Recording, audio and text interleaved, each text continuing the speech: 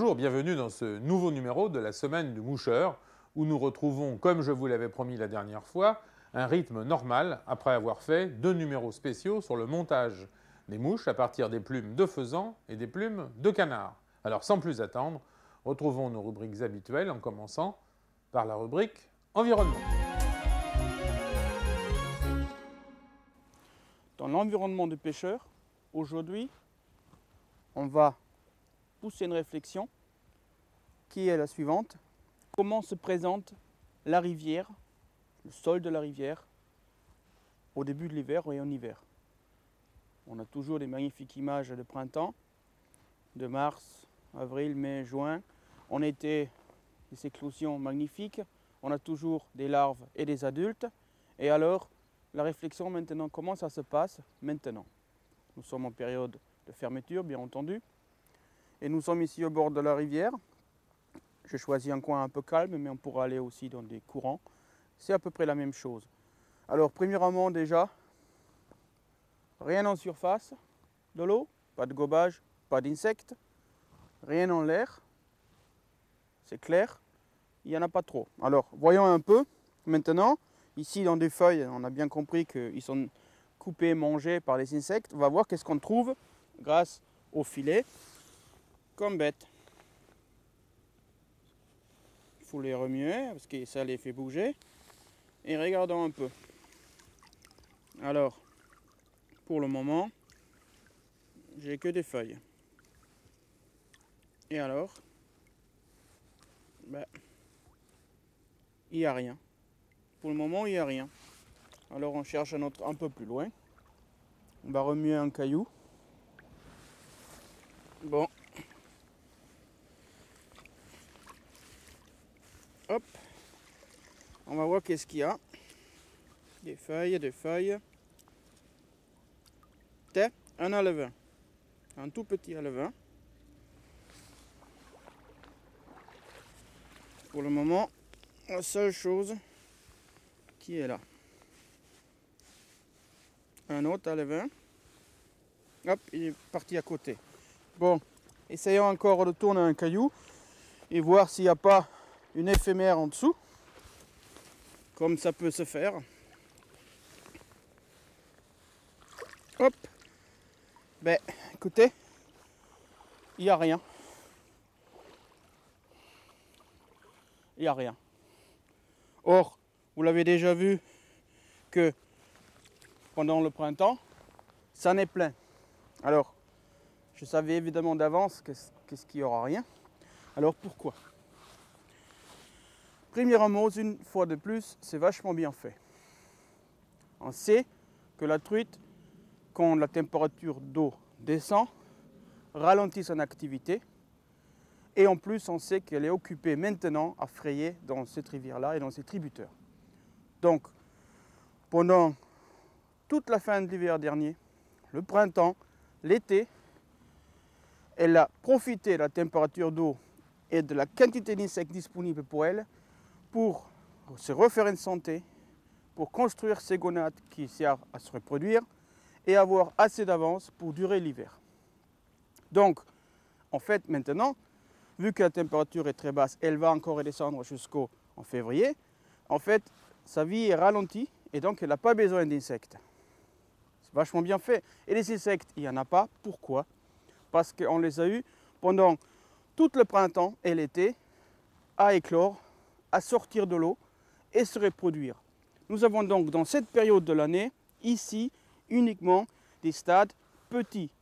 Pas des œufs, mais des premiers stades qui sont mus depuis 3 mois, 4 mois, mais qui sont encore petits et pour la plupart du temps enfouis dans le sous-sol. Donc, voyez-vous, c'est bien fait une fois de plus. La truite n'a pas besoin à manger et de toute façon, il n'y aura rien. Et oui, ces pauvres truites qui n'ont pas grand-chose à manger l'hiver et qui en plus n'ont pas très faim. Moi, c'est plutôt le contraire. J'aime bien manger des bonnes choses. Enfin bon, je ne suis pas là pour vous parler de ce que j'aime manger l'hiver, plutôt pour retrouver avec vous nos rubriques habituelles, et en particulier la rubrique technique et matériel.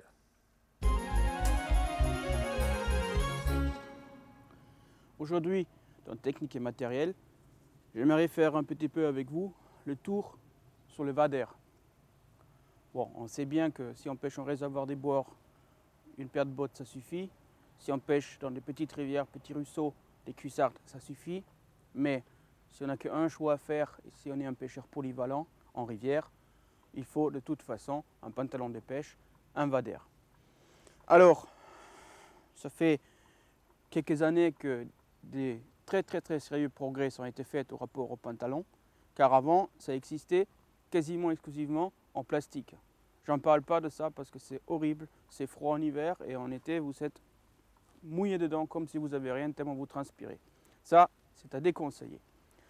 Les matériaux modernes sont simples, c'est du néoprène et sont des vaders qui respirent, donc des genres Gore-Tex ou Sympatex. Donc en fait, votre transpiration, elle est évacuée en dehors, c'est possible, et l'eau n'y rentre pas. Alors voyons un peu quel type de vader nous trouvons. Donc d'abord, nous avons les pantalons en néoprène. Alors là, vous avez des épaisseurs de 15 mm à 8, donc forcément un 8 mm est plus léger et moins cher. Et le 8 sert vraiment que pour l'hiver quand vous pêchez vraiment dans le glace, dans le froid. Ensuite, sur ces néoprènes, nous avons deux grands types de vader. C'est avec botte ou sans botte. Donc ici, on en a un avec une botte. Donc le problème, c'est que la soudure, souvent, entre la chaussure, la botte en caoutchouc et le néoprène, c'est souvent le point faible de ces vaders. Donc souvent, quand ça fuit, c'est ici. Mais quand c'est un modèle sérieux et quand il est surtout garanti, c'est quand même bien. Au rapport aux vaders qui sont aussi en néoprène, mais qui ont, comme ici, du néoprène du haut jusqu'en bas, ça s'appelle un stocking foot. Donc en fait, ici, on a carrément un collant qui, bien entendu, a une couture collée et cousue, mais qui sont quand même très étanches, mais lequel s'emploie uniquement avec une paire de godasses que vous pouvez choisir parmi, bien entendu, des nombreux modèles du marché. Là, je ris parce que celui-là, il a vu le monde entier. Hein, il est foutu. Il faudra le changer. Donc là, vous avez donc le chausson étanche. Vous rentrez dedans et vous fermez tout ça. Alors, je vais vous dire une chose. C'est vachement bien. C'est très bien. Sauf pour des gens qui sont un peu costauds comme moi. C'est pas si évident que ça parce que pour se le mettre et l'enlever, le ventre gêne un peu. Il est pour des gens qui ont de fortes corpulences nettement plus facile à mettre de vader à botte fixe. Alors, on a ici encore un petit objet qui sert uniquement de faire le joint entre la chaussure et le vader. Pour que dans les courants, vous savez quand vous marchez dans des courants, les graviers y partent et ces guêtres, c'est un genre de guêtres, empêchent que les petits graviers viennent dans la chaussure et vous font mal à force. Alors ensuite, quand même le Gore-Tex, c'est un vader qui est génial, sauf quand il fait froid. Hein, ça pèse rien, ça se fait tout petit, hein, comme une chemise, et c'est vraiment dans des bons modèles, hein, c'est vraiment 100% étanche. Alors la question est simple, si vous êtes riche, vous en avez un comme ça pour l'été avec la même paire de godasses, comme un comme ça pour l'hiver. Et là, ce n'est pas un problème. Et sinon, il faut faire un choix. Et comme toujours, les choix sont difficiles. Bon, alors on n'a pas trop besoin de ces waders tout à fait efficaces pour la séquence qui suit, car vous le savez, la séquence qui suit, c'est derrière l'étau, bien comme il faut au chaud, c'est la rubrique « La mouche de la semaine ».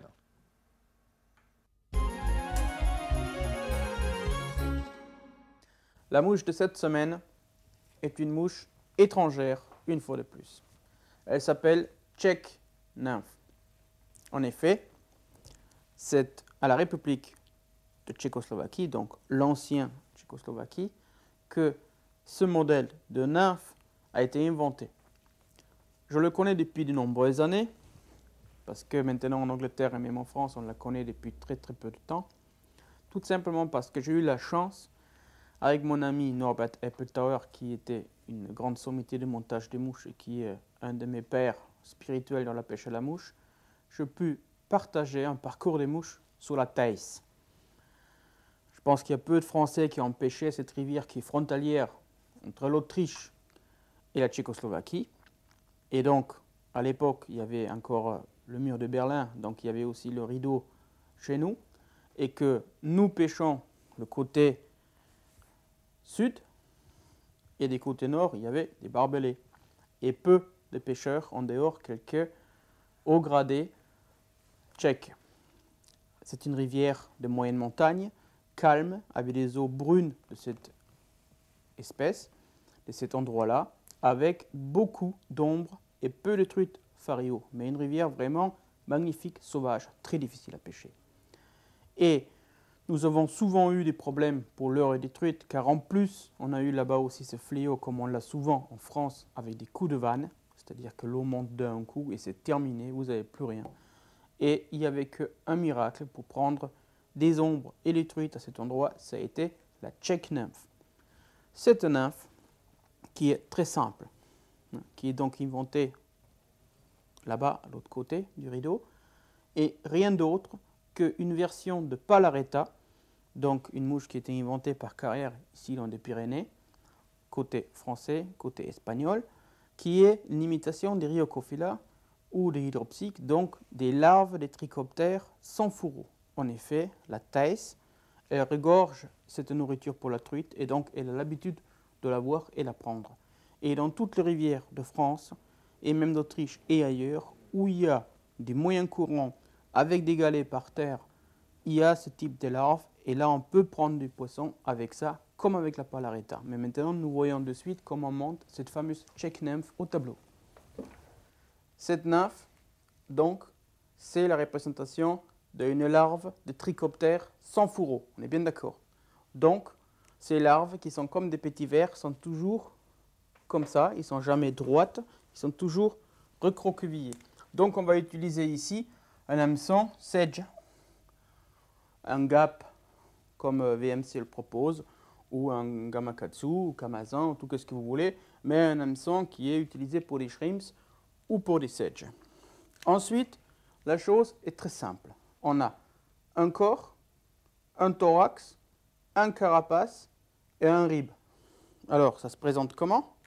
Ben, on a un corps qui fait 2/3, qui est vert clair, olive clair, et on a un thorax qui est vert plus foncé.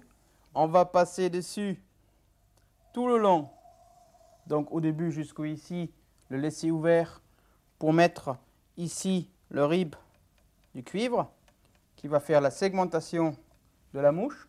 Et ensuite, on va reployer ça pour finir le thorax où il n'y a pas de rib. Mais les vraies mouches tchécoslovaques vont aussi avec le rib jusqu'ici, qui est en fait pas normal car le thorax, si on veut, il y a quand même 3 thorax, l'arrière, le milieu, le devant. Mais bon, on va le faire comme il faut, tout simple. Alors cette mouche, selon la taille d'hameçon que vous prenez, vous pouvez avoir un lestage en dessous en plomb, donc soit en feuille à adhésif, soit en petits fils enroulés autour. Mais vous pouvez aussi compter uniquement sur le rib en cuivre, qui fait déjà pas mal, pour rendre la mouche légère. Il y a aussi une autre alternative, c'est de mettre une bille dorée à la place à la tête. Nous faisons le modèle comme il était à l'origine, il y a 20 ans. Voyons maintenant qu'est-ce qu'il nous faut comme matériaux et matériel pour la réaliser. Il nous faut bien entendu un étau qui sert bien des hameçons, 2 paires de ciseaux pour gros et petits travaux, une porte-bobine, un enfileur si on casse, et bien entendu du vernis, une aiguille à dubin pour finir avec du matériel. Maintenant, côté matériaux, nous avons, comme déjà dit ici, des hameçons courbés qui font donc l'imitation parfaite de la larve. Nous avons du body gills clair pour l'abdomen, du body gills vert foncé pour le thorax. Nous allons utiliser du latex très fin qui fait carapace, qui est légèrement orangé pour faire le dos. Et tout ça va être fixé avec un fil de cuivre qui tient tout. C'est la cuisine assez facile, assez simple, comme on voit immédiatement à l'étau. On commence comme toujours par les enroulements. Avec ces hameçons, on va complètement en bas dans la courbure pour vraiment imiter l'abdomen. Avec ce type de mouche, on met toujours la dernière chose employée, la première. Donc ici, c'est le rib, qui est le fil de cuivre. Ensuite, on coupe une bande de latex avec les ciseaux pour gros travaux, bien entendu. Donc à peu près large de 2,5 mm. Et surtout le bout, il est fin, il est aiguisé pour ne pas faire une bosse une fois qu'on le reploie. Bon, donc la finition est en place. Maintenant, les body gills clairs, verts, olive sont des premiers à être employés. On va donc faire une bande de peu près 3 mm et de 5 ou 6 de long. Ici, pareil, on utilise le ciseau pour mettre un biais derrière pour vraiment fixer la pointe.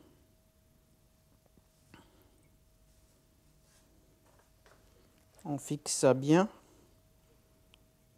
sans trop tirer sur la mousse car elle est fragile. On va devant donc ici à 2/3. Maintenant on enroule le premier body gills qui forme l'abdomen. Donc olive dorée plutôt claire.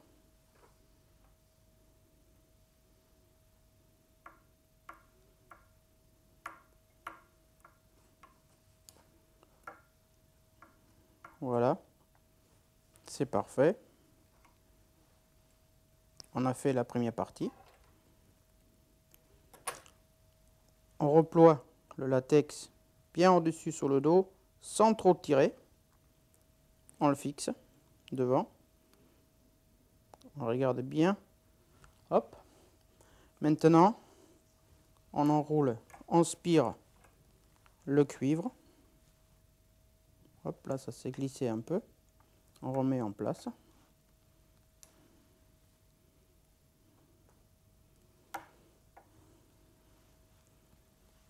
Voilà, c'est fini. On reploie les deux en arrière pour mettre une bande du foncé qui va finir le thorax. On fixe ça. On enroule. On voit la différence de couleur, on passe dessus.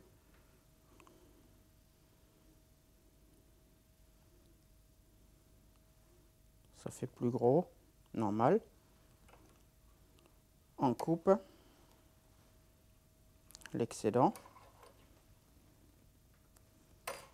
On rabat le dos.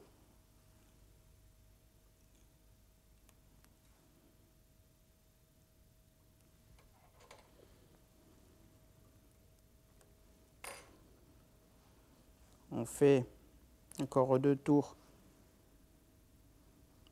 avec le cuivre et on fixe. Voilà, la mouche est très simple. Là, on coupe le excédent. 3 clés, vernissage et c'est terminé.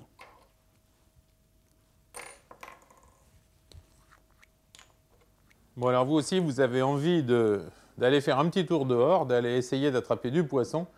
Eh bien, allons-y, prenons notre matériel et retrouvons Eric au bord de la rivière. Dans la technique de pêche aujourd'hui, je vous ramène dans un de mes coins favoris qui est encombré. La difficulté aujourd'hui ne consiste pas en bas de ligne fin, en profondeur, en imitation parfaite, en tas de choses. La difficulté aujourd'hui, c'est se faufiler entre des branches, des arbres couchés, des roches et trouver la truite au milieu de tout ça.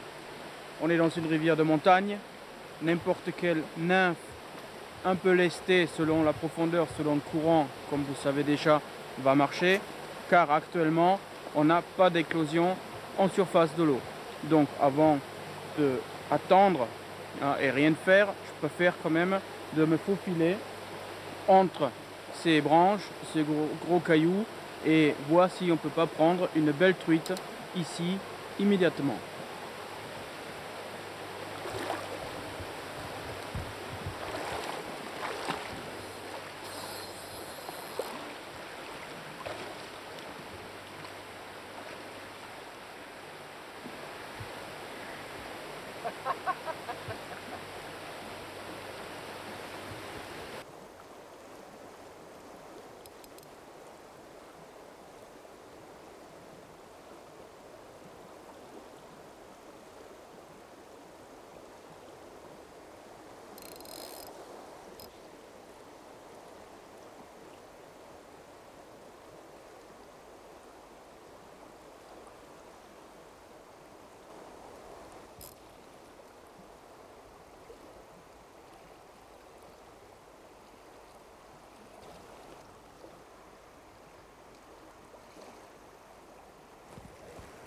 Ça y est.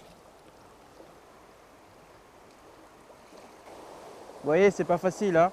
Faut à droite, à gauche, en dessous, au-dessus, des branches mortes. Allez, hop. Et on va quand même essayer de prendre la taille au-dessus, quoi. Au moins la grandeur. Important, c'est que la mouche passe dans des couloirs de nourriture, entre des gros galets, à la bonne hauteur. Il faut sentir sa mouche. Ça a l'air très simple, tout le monde peut jeter un truc dans l'eau, mais il y a beaucoup qui prennent rien. Il faut le bon lestage, la bonne taille de la mouche, et il faut que vous y arrivez de la poser, calculer la dérive avec la tension de la soie, que votre nymphe passe quasiment en zigzag entre des couloirs de nourriture où les truites se trouvent. Si vous ne faites pas ça, jamais ça ne marche pas. Et pour ça, il faut être un peu bras court.